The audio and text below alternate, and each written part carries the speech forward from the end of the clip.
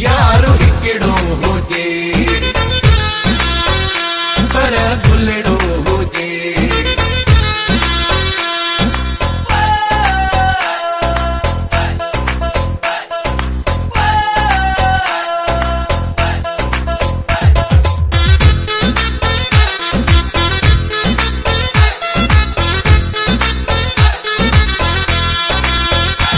मुझो खीर सां धोतल आदिल बरो यारो हिकिड़ो हुजे पर गुलड़ो हुजे। यारो हिकिड़ो हुजे पर गुलड़ो हुजे। चिट्टो रंग चपल ते कारिड़ो तिल यारो हिकिड़ो हुजे पर गुलड़ो हुजे। यारो हिकिड़ो हुजे पर गुलड़ो हुजे। यारो हिकिड़ो हुजे पर गुलड़ो हुजे।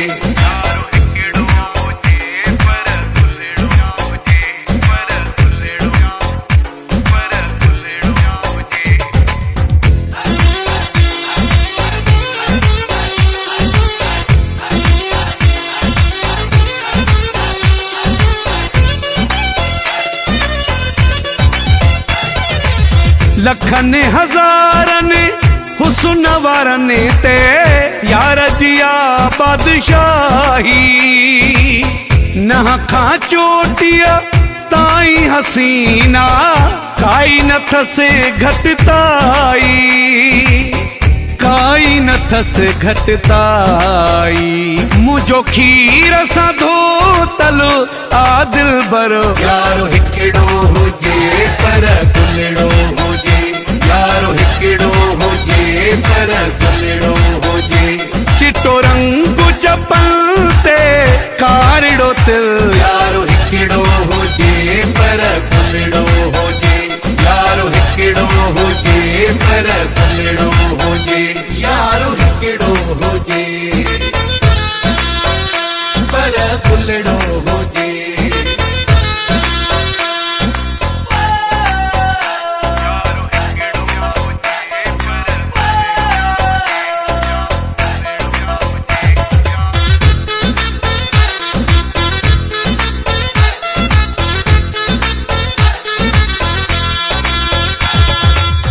घाटा कारा वार पिरिया जा झेल ताईं चमकन था।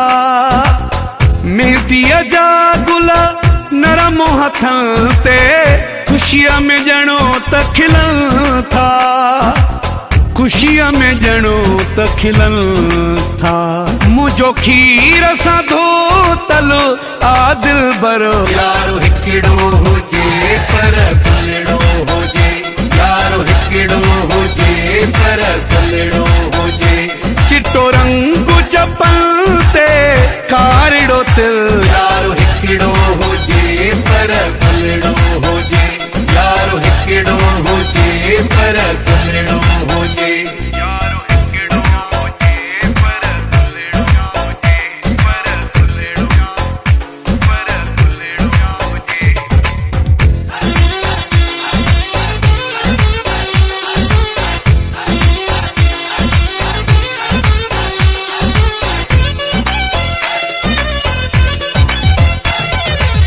अहमद अली चाचड़ चए सोनो साईं भी रब जी ॼणो ने मताया।